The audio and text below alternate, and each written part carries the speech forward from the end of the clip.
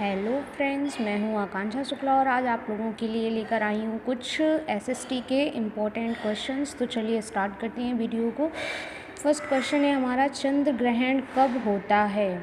तो चंद्र ग्रहण कब होता है? पृथ्वी, सूर्य व चंद्रमा के बीच में होती है। मतलब सूर्य और चंद्रमा के बीच में जब पृथ्वी आ जाती है तब हमारा चंद्र ग्रहण होता है। नेक्स्ट क्वेश्चन है हमारा, सूर्य ग्रहण कब होता है? चंद्रमा, सूर्य व पृथ्वी के बीच में होता है।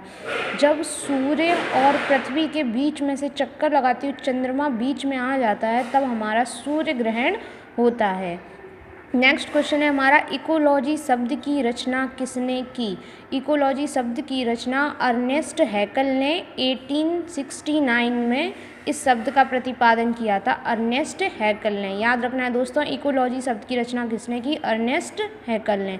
चिपको नारा पारिस्थितिकी की स्थायी अवस्था अर्थव्यवस्था है, ये बात किसने कही थी? सुंदरलाल बहुगुणा ने कही थी। और ये उत्तराखंड के चमोली जिले के रैनी की ये घटना थी जो चिपको नारा आंदोलन चला हुआ था, ये 1973 में हुआ था। टाइटन किस ग्रह का प्राकृतिक उपग्रह है? टाइटन शनि का प्राकृतिक उपग्रह है और शनि के 62 उपग्रह हैं। शनि के कितने उपग्रह हैं? 62, और टाइटन इसका सबसे बड़ा उपग्रह है। ऐसे दो ग्रहों के नाम जिनके कोई उपग्रह नहीं है, तो वह कौन कौन से हैं? बुध और शुक्र, जिनके कोई भी उपग्रह नहीं है। वरुण के कितने उपग्रह हैं? वरुण के 13 उपग्रह हैं। और अब यहाँ पर एक श्रृंखला दिख रही है, ऊर्जा श्रृंखला। सभी ने ये पढ़ी होगी पहले भी, और अभी हम फिर से एक बार रिवाइज करते हैं। ऊर्जा श्रृंखला, ऊर्जा श्रृंखला सबसे पहले क्या होता है इसमें? सूर्य, फिर उससे पादप, फिर शाकाहारी जीव, फिर मांसाहारी और फिर अपघटक होते हैं। आगे बढ़ते हैं हम। घास भूमि क्षेत्र के परितंत्र की खाद्य श्रृंखला में सबसे उच्च स्तर के उपभोक्ता होते हैं।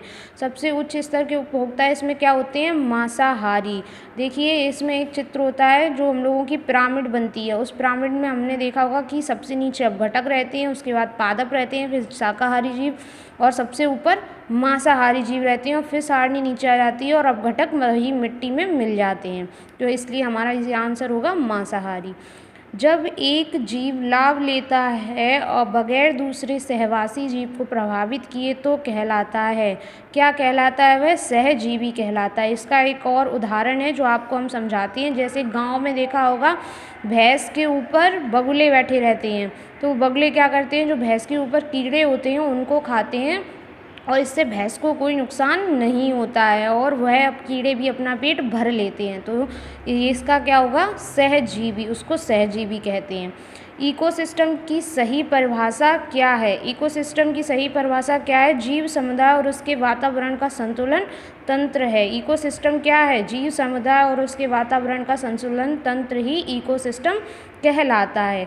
पारिस्थितिकी तंत्र का उदाहरण है। पारिस्थितिकी तंत्र कहाँ होता है? तालाब में। ऑप्शन आ सकते हैं जल में, मृदा में, या फिर समुद्र में, लेकिन पारिस्थितिकी तंत्र कहाँ होता है हमारा? तालाब में। ये आंसर एकदम सही है।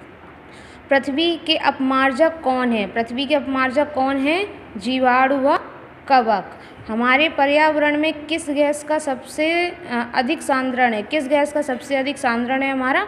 नाइट्रोजन का। अब हम बता देते हैं कुछ इम्पॉर्टेंट लाइंस जो जैसे कि हमारे पर्यावरण में क्या क्या होता है। नाइट्रोजन कितनी है? 78%। ऑक्सीजन कितनी है? 20.9%, जिसको हम लोग 21% भी बोलते हैं। और ऑर्गन गैस कितनी है हमारी? ऑर्गन गैस है 0.90%, और अदर गैसें हमारी 0.17%, और कार्बन डाइऑक्साइड हमारी 0.03%। तो ये कुछ इम्पोर्टेंट क्वेश्चंस थे आज आपके लिए। Thank you.